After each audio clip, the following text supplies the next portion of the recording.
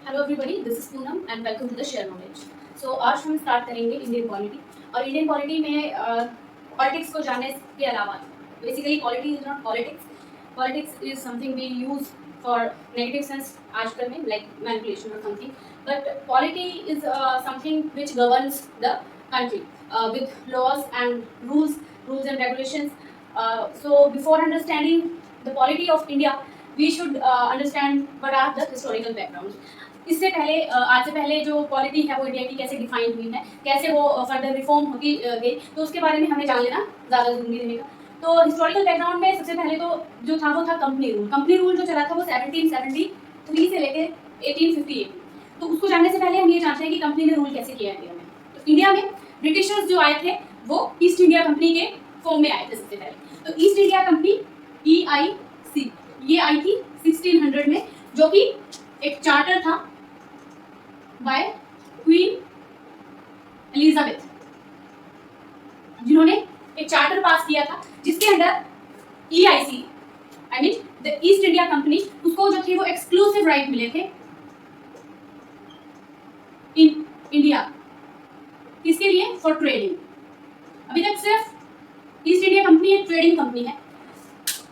1600 की बात कर रही हूँ मैं। 1600 में एक चार्टर जो पास किया था क्वीन एलिजाबेथ ने, ये एक ऐसी ही कंपनी है जैसे आज के टाइम में कोई रिलायंस कंपनी है इंडिया में, तो उसी तरह से ये एक कंपनी जो हुआ करती थी इंग्लैंड में। तो वहाँ आपको पता है क्वीन रूल था, और क्वीन एलिजाबेथ ने एक चार्टर जो पास किया था उसमें इस कंपनी के पास एक्सक्लूसिव राइट मीन्स सिर्फ एक यही कंपनी थी जिसको इंडिया में ट्रेड करने का पूरा जो था राइट था। अब 1765 में इस कंपनी के पास जो है वो ट्रेडिंग राइट के साथ हम कह सकते हैं दीवानी राइट्स जो थे वो मिल गए। दीवानी राइट्स मीन्स वो ट्रेड भी कर सकते हैं, प्लस जो सिविल जस्टिस है वो भी कर सकते हैं, प्लस रेवेन्यू कलेक्शन कर सकते हैं। तो यहाँ से जो ईस्ट इंडिया कंपनी का टेरिटोरियल एक्सपेंशन हम स्टार्ट कह सकते हैं, territorial expansion with the 1765 declaration of Diwani rights to the East India company.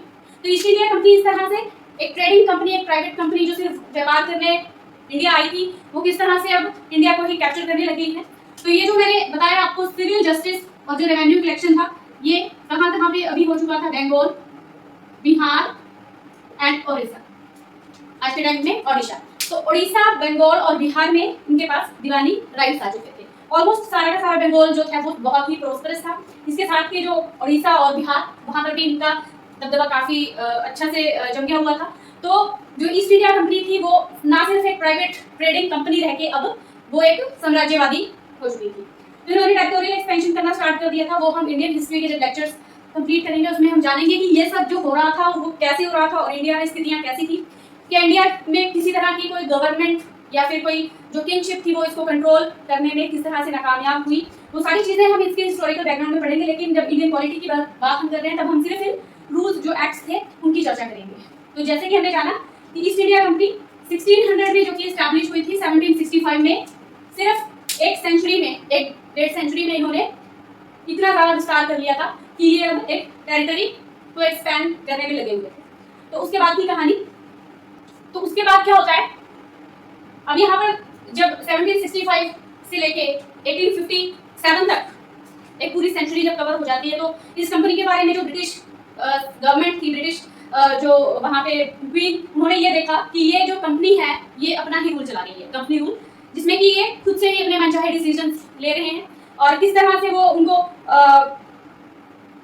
बुरी तरह से जो है वो इंडियंस का शोषण भी किया जा रहा है। और साथ में जब उन्होंने देखा कि ये कंपनी जो है वो सिर्फ प्रॉफिट मेकिंग की तरफ ही जा रही है, तो कुछ ब्रिटिश सरकार ने भी वहाँ पर कुछ नई नीतियाँ चालू की। और 1858 में, यानी कि मैं बात करूँ 1857 की जो सेपोय म्यूनिटी थी, सेपोय म्यूनिटी 1857, तो वहाँ पर उन्होंने देखा कि किस तरह से इंडियंस परेशान है कंपनी के रूल से। तो 1858 में कंपनी ने जो है वो डायरेक्ट कंपनी को बाहर निकाल के, कंपनी का रूल ना होके डायरेक्ट ब्रिटिश रूल जो था वो स्टार्ट हो जाता है। तो यहाँ तक अभी हमने ये समझा कि कंपनी रूल जो था वो 1773 से 1858 तक ऑलमोस्ट रहता है। हम यहाँ पर देखते हैं कि जो 1765 का चार्टर था उसमें इनको जो राइट्स दिए गए थे वो 1773 में जिस तरह से इन्होंने स्टार्ट करे थे, तो वो चीज़ हमने यहाँ तक अभी की कहानी में ये समझी है। तो जैसा कि हमने भी बात की कंपनी का रूल जो 1773 से 1858 तक रहा, तो कंपनी रूल की अगर हम बात करें, कंपनी रूल का जो फर्स्ट स्टेप था that was the regulating act. लेकिन इससे पहले जैसे कि हमने बात की कंपनी रूल के बारे में कि 1765 में उनको चार्टर के अकॉर्डिंग दीवानी राइट्स मिले और जिसमें कि वो सिविल जस्टिस और रेवेन्यू कलेक्शन कर सकते थे बंगाल, बिहार एंड उड़ीसा के लिए। तो उसके बाद जैसे ब्रिटिश रूल जो था वो इंडिया में स्टार्ट हुआ, उन्होंने अज्यूम की पावर्स ऑफ, सबसे पहले तो जो कंपनी की पावर्स थी वो चली गई। दूसरी बात उन्होंने रिकॉग्नाइज किया कि कंपनी का रूल क्या था, किस तरह से कंपनी एडमिनिस्टर कर रही थी। उसके बाद उन्होंने पॉलिटिकल एंड एडमिनिस्ट्रेशन कंट्रोल किया इंडिया में।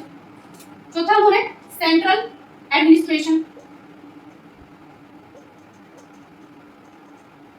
Started in India. ये काम जो थे वो रेगुलेटिंग एक्ट के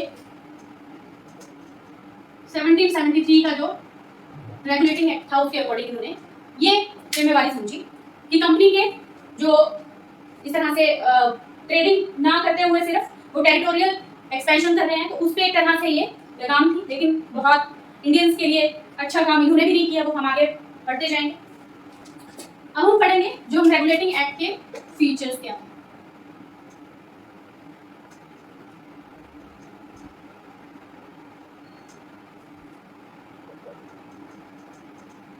साथ साथ में ईयर्स जरूर लिखते रहना, क्योंकि जैसे हम लिखेंगे तब हमें याद होता रहेगा एकदम से। तो फीचर्स क्या थे रेगुलेटिंग एक्ट के? सबसे पहले तो GG of Bengal means governor of Bengal, जिसको कि गवर्नर जनरल ऑफ बंगाल कहा गया। गवर्नर जनरल की एक पोस्ट बनाई गई रेगुलेटिंग एक्ट 1773 में। फीचर्स की बात हम कर रहे हैं, कई बार मल्टीपल चॉइस क्वेश्चंस में पूछा जाता है कि गवर्नर जनरल ऑफ बंगाल ये कौन से एक्ट का फीचर आपको ऑप्शन में आ सकता है? Prince India Act 1784, charter act, regulating act. तो जैसे जैसे हम फीचर्स पढ़ेंगे तो बिल्कुल एकदम से हम ध्यान में रखेंगे कि ये रेगुलेटिंग एक्ट के जो फीचर्स में क्या क्या फंक्शन, क्या क्या उसने प्रावधान दिए थे, उसमें हम पढ़ रहे हैं। तो रेगुलेटिंग एक्ट 1773 में जो था उसमें बंगाल का जीजी बनाया गया, गवर्नर जनरल ऑफ बंगाल। और वॉरेन हेस्टिंग नाम याद रख लेंगे तो बहुत अच्छी बात है। Warren Hasting was the first such governor general of Bengal. दूसरे गवर्नर्स बनाए गए मद्रास एंड बॉम्बे, और जो ये गवर्नर्स थे मद्रास और बॉम्बे के, दे रिपोर्ट टू जीजी ऑफ बंगाल, राइट। तो ये दो काम किए गए। तीसरा जो काम किया गया that was the supreme court of India, जिसमें कि एक चीफ जस्टिस होगा and three would be other जजेस, सबऑर्डिनेट जजेस। जैसे कि हमने अभी बात की थी कि जो गवर्नर्स थे वो थ्री स्टेट्स थी हमारे पास, एक तो Bengal, Madras and one was Bombay. तो ये जो स्टेट्स थी at that time these were independent of one another. Bengal, for being a large state, having the governor general, and Madras and Bombay having the governor. As such, they will report to governor general.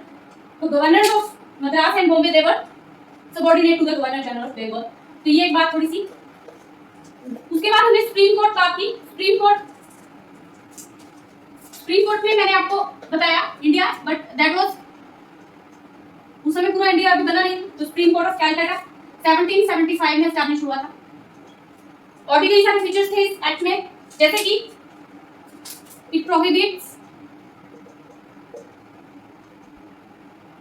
The powers of east India company, इसके जो East India company के staff थे दे misuse कौन सी powers, misuse of Dastak, यानी कि कुछ पास जो भी उसकी फैसिलिटीज जो सिर्फ कंपनी के यूज के लिए होनी चाहिए, they were misusing for the personal benefits. Fifth जो था, इस तरह की चीजों को प्रोहिबिट जो कर रहे थे, तो कंपनी को इस तरह की हरकतों से लगाम देने के लिए इन्होंने एक कोड ऑफ डायरेक्टर्स ये भी एस्टैब्लिश किया, जो कि कंपनी की जो एक्टिविटीज हैं उस पे, यानी कि जो इनके दीवानी राइट्स हैं लाइक सिविल जस्टिस, ट्रेडिंग, किस तरह से ये ट्रेड कितना कर रहे हैं, कितना शो कर रहे हैं, कितना प्रॉफिट गवर्नमेंट ऑफ इंग्लैंड को बता रहे हैं और कितना सेल्फ यूज, तो ये सारी चीजों के लिए उन्होंने यहाँ से ये लगाम लगाई। कोर्ट ऑफ डायरेक्टर्स उनकी पावर्स को भी प्रोहिबिट किया जो वो मिसयूज कर रहे थे। सुप्रीम कोर्ट इंडिया में जो था वो कलकत्ता में एस्टैब्लिश हुआ 1775 में। इससे पहले हम ये जान चुके हैं कि गवर्नर जनरल था बंगाल में, वो एक तरह से जैसे आज की डेट में प्रेसिडेंट है वैसे ही उसकी कुछ पावर्स थी। और उसके बाद गवर्नर्स जो हमने बताए थे मद्रास और बॉम्बे में।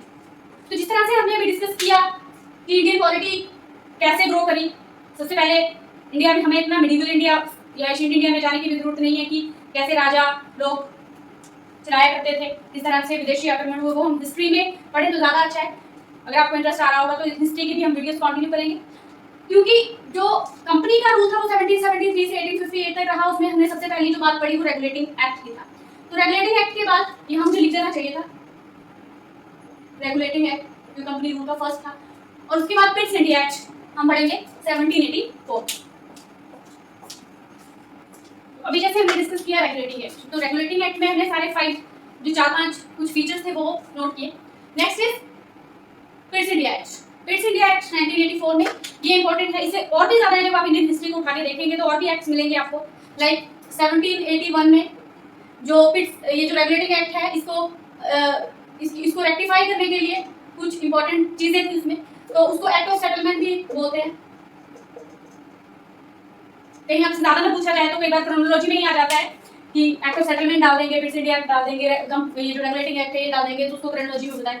तो और नहीं तो आपको एटलीस्ट क्रोनोलॉजी पता होनी चाहिए, इसमें कुछ ज्यादा इंपॉर्टेंट नहीं है। Important is पिट्स India act. तो पिट्स इंडिया एक्ट को जैसे कि हमने बात की 1784 में, तो जो ये ब्रिटिश जो रूल करते थे इंडिया में, ये क्या करते थे कि 10-10 साल के लिए छोड़ दिया जाता था एक एक्ट के साथ, और वो सुपरवाइज करते थे कि किस तरह से कुछ और करेक्शंस की जरूरत है या और सुधारों की जरूरत है। सुधार तो बेसिकली कुछ नहीं हो रहे थे, लेकिन उसमें उनका अपना भी कुछ इंटरेस्ट रहता था।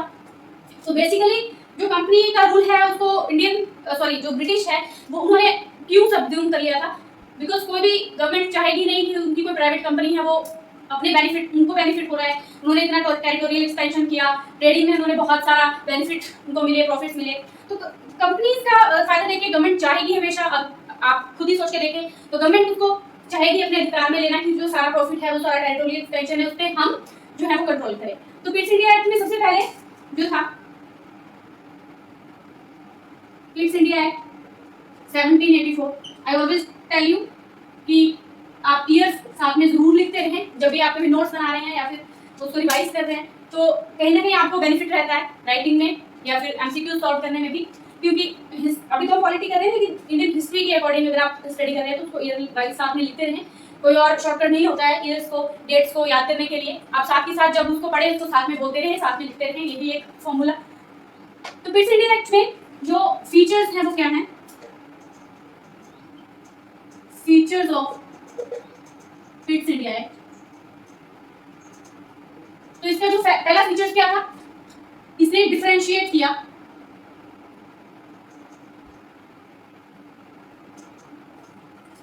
Commercial and